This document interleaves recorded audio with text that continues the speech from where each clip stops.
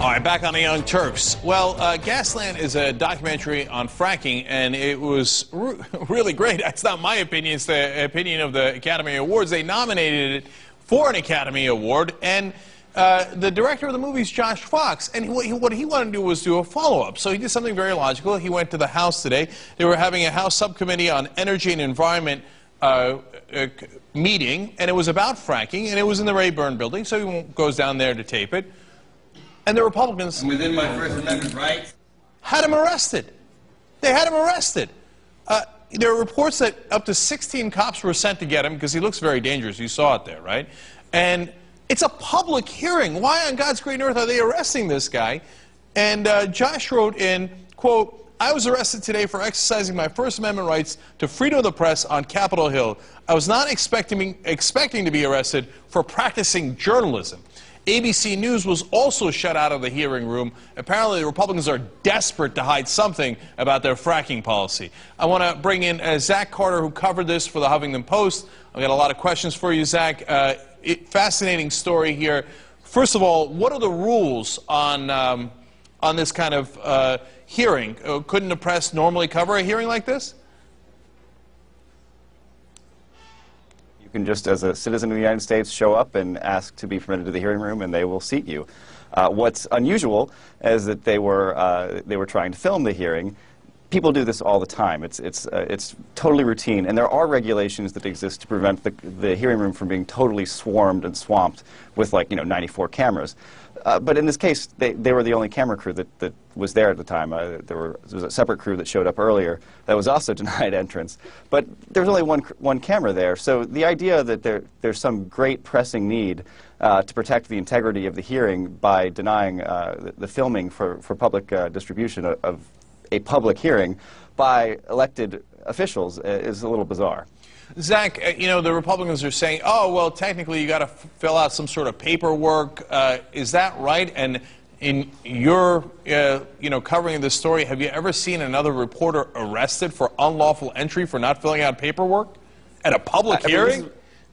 This is what's outrageous about it. I mean, unlawful entry, there's no such thing as unlawful entry to a public hearing. It's a public hearing. That's what it means. Anybody can show up. So the grounds to arrest him are really silly. You can kind of conceive of how they might be able to stretch, like forcing him to shut down his camera or confiscating the camera, but actually arresting him and physically removing him from the hearing, I've never heard of.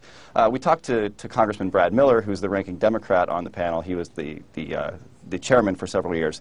He said all the time people will show up without giving 24 hours notice, and the standard practice is to take down their names in case anything goes wrong so they can report them to whatever agency they claim to be representing.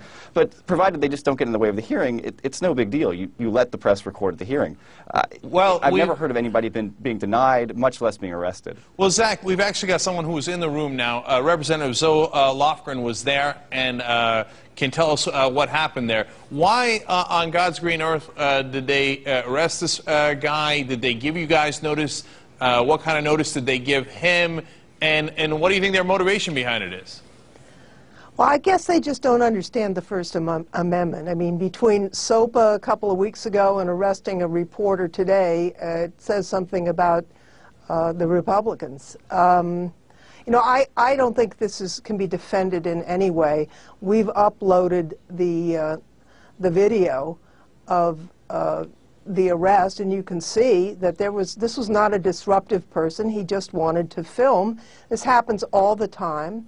And in fact, the Democrats said, well, if you're saying it's the rules, let's have a motion to waive the rules and go ahead and allow for the filming, and that was defeated on a party line vote. So the Republicans just don't want to be seen, but they don't understand that in this world today you can run but you can't hide.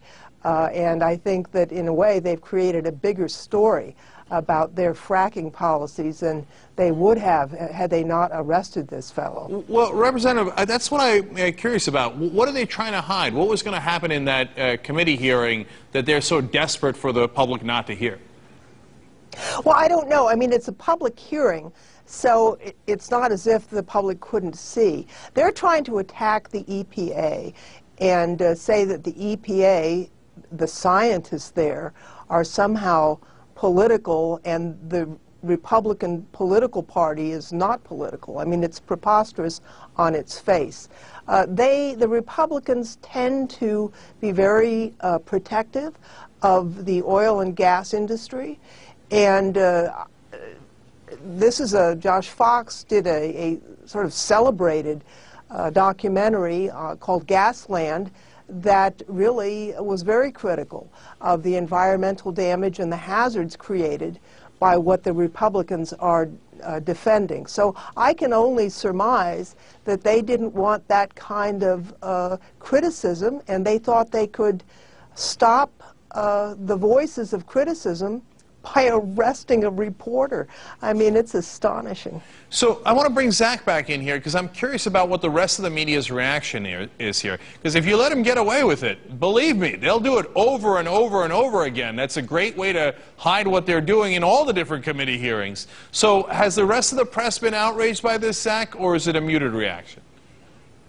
I think generally speaking, there used to be a saying, you don't lob bombs at people who buy ink by the barrel. We don't live in an ink world anymore, but it's just not a good idea to start arresting journalists because there are a lot of us and we are paying attention. Okay, and then finally, Congresswoman, I wanted to ask you, and you can talk about that as well, but I also wanted to ask you, what are the Democrats doing in response? How do you make sure that journalists are allowed into these meetings going forward? Well, we don't have the majority. We made an effort to allow the press to film, and we were voted down. What I'm doing is making this known. I tweeted it, I Reddited it, I helped upload the video, because I really think, as the SOPA fight showed a few weeks ago, when an aroused American public speaks out, even people like the Republicans who don't always defend the First Amendment have to listen up. So it's not just what the Democrats are going to do, it's what are the American people going to say. And that's why I'm on with you right now. Right, absolutely. And I want to thank Congresswoman Lofgren for joining us. I want to thank Zach Carter for joining us on this important issue. And tomorrow, Josh Fox himself will be on the Young Turks to talk about what happened today. So don't miss that on tomorrow's program. And when we come back,